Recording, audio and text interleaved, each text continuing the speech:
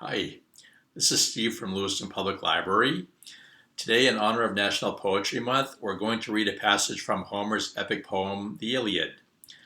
Now, as you may remember from your school days, an epic poem is a very long poem that tells a story, usually a very complex and dramatic one. That's in contrast to a lyric poem, which is probably what most of us in our culture today think about when we first think about poetry. Lyric poems tend to be much shorter than epic poems, and rather than telling a complete story, they usually focus on the thoughts or feelings or close observations of the poet.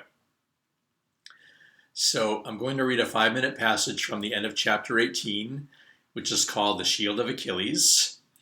Since it's part of a much longer story, the passage will have more meaning if I can give you a brief thumbnail sketch of what happens leading up to it. Now, with the Iliad, this is not the easiest thing in the world to do, but here goes. So, you may remember that the Iliad has something to do with the Greek hero Achilles and something to do with the Trojan War. What many people are surprised to learn, though, is that the Iliad doesn't tell the entire story of the Trojan War. Rather, it's sort of a story within that bigger story. In fact, oddly enough, it covers a period of the war when Achilles, who is the greatest warrior of the Greek fighting force, actually withdraws from the fighting. He does this at the beginning of the poem after an angry dispute with the leader of the Greek force, Agamemnon. After Achilles withdraws from the fighting, things go very badly for the Greeks. Even so, Achilles stubbornly stays withdrawn from the fighting for most of the poem. And in fact, he doesn't decide to return to the fighting until his best friend and boyhood companion, Patroclus, is eventually killed on the battlefield. So it's Achilles' rage and grief and shame over the death of Patroclus that finally galvanizes him to return to the battle. Now, this is a very fateful decision for Achilles. As you may remember from your Greek mythology, Achilles is a demigod, meaning in his case that his mother was a goddess and his father was a mortal man.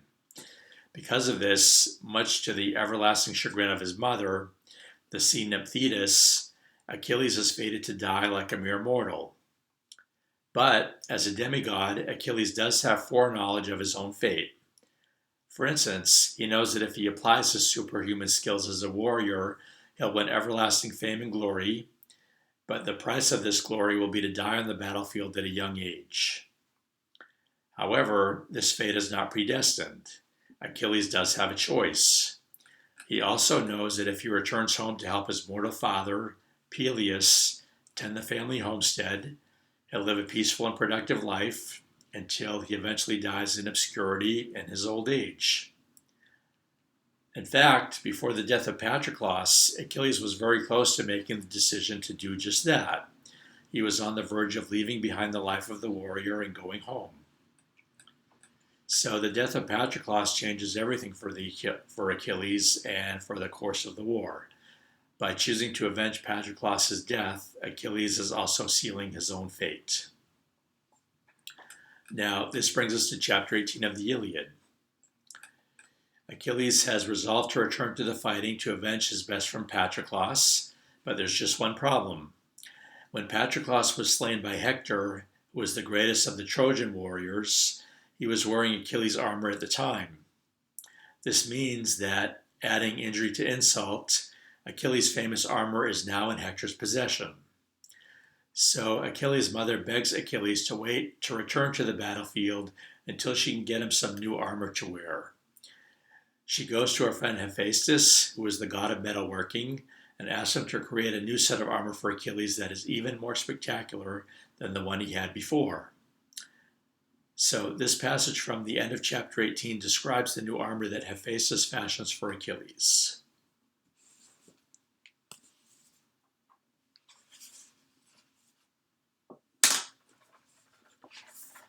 And first Hephaestus makes a great and massive shield, blazoning well-wrought emblems all across its surface, raising a rim around it, glittering, triple ply, with a silver shield strap run from edge to edge, and 5 layers of metal to build the shield itself, and across its vast expanse with all his craft and cunning, the god creates a world of gorgeous immortal work. There he made the earth, and there the sky, and the sea, and the inexhaustible blazing sun, and the moon rounding full, and there the constellations, all that crown the heavens, the Pleiades and the Hyades, Orion and all his power too, and the great bear that mankind also calls the wagon. She wheels on her axis always fixed, watching the hunter, and she alone is denied a plunge in the ocean's baths. And he forged on the shield 2 noble cities filled with mortal men. With weddings and wedding feasts in one, and under glowing torches they brought forth the brides from the women's chambers, marching through the streets while choir on choir the wedding song rose high, and the young men came dancing, whirling round in rings, and among them flutes and harps kept up their stirring call. Women rushed to the doors, and each stood moved with wonder. And the people massed, streaming into the marketplace, where a quarrel had broken out, and 2 men struggled over the blood price for a kinsman just murdered. One declaimed in public, vowing payment in full. The other spurned him, he would not take a thing. So both men pressed for a judge to cut the knot. The crowd cheered on both, they took both sides, but heralds held them back as the city elders sat on polished stone benches, forming the sacred circle, grasping in hand the staffs of clear-voiced heralds, and each leapt to his feet to plead the case in turn. 2 bars of solid gold shone on the ground before them, a prize for the judge who'd speak the straightest verdict. But circling the other city camped a divided army, gleaming in battle gear, and 2 plans split their ranks: to plunder the city or share the riches with its people, hoard the handsome citadel stored within its depths. But the people were not surrendering, not at all. And now I'm skipping down. Lining up for assault, both armies battled it out along the river banks. They raked each other with hurtling bronze-tipped spears, and strife and havoc plunged in the fight, and violent death, now seizing a man alive with fresh wounds, now one unhurt, now hauling a dead man through the slaughter by the heels, the cloak on her back stained red with human blood. So they clashed and fought like living, breathing men, grappling each other's corpses, dragging off the dead. And he forged a fallow field, broad rich plowland, tilled for the 3rd time, and across it crews of plowmen wheeled their teams, driving them up and back, and soon as they'd reached the end strip, moving into the turn, a man would run up quickly and hand them a cup of honeyed mellow wine, as the crews would turn back down along the furrows, pressing again to reach the end of the deep fallow field, and the earth churned black behind them, like earth churning, solid gold as it was. That was the wonder of Hephaestus' work. And now skipping down to the end of the passage. And the famous crippled smith forged a meadow, deep in a shady glen for shimmering flocks to graze, with shepherd steadings, well-roofed huts, and sheepfolds. And he forged the ocean river's mighty power, girdling round the outmost rim of the welded, indestructible shield. And once the god had made that great and massive shield, he made Achilles a breastplate brighter than gleaming fire. He made him a sturdy helmet to fit the fighter's temples, beautiful burnished work, and raised his golden crest, and made him greaves of flexing pliant tin. Now, when the famous crippled smith had finished off that grand array of armor, lifting it in his arms, he laid it all at the feet of Achilles' mother, Thetis, and down she flashed like a hawk from snowy Mount Olympus, bearing the brilliant gear, the god of fire's gift. So there's a Greek term for what the poet is doing in this passage. It's called ekphrasis. Ekphrasis is when a poet describes a work of art, bringing it to life for the reader.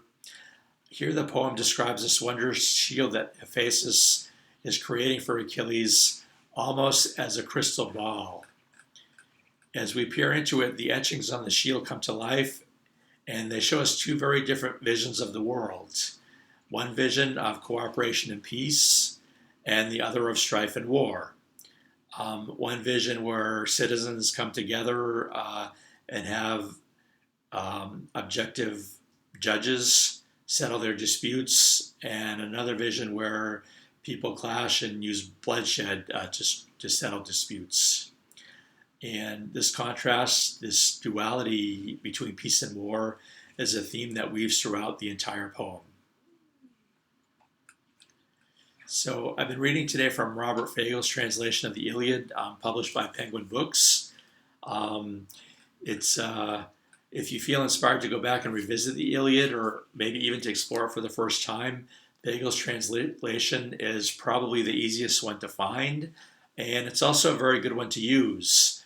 It's very highly regarded for capturing the direct quality and sort of the forward motion of the poem's original Greek language, and it manages to do all this in a way that's quite accessible to modern readers. Fagel's translations of both of Homer's epic poems, the Iliad and the Odyssey, are available as both ebooks and audiobooks from Cloud Library. So you can borrow them free of charge by using the number on the back of your Lewiston Public Library card. If you need to register for a card or update your existing card, just go to the library's website and you'll find an online form on the website where you can do that. So that's the end of our time for today. Thank you for listening and happy reading.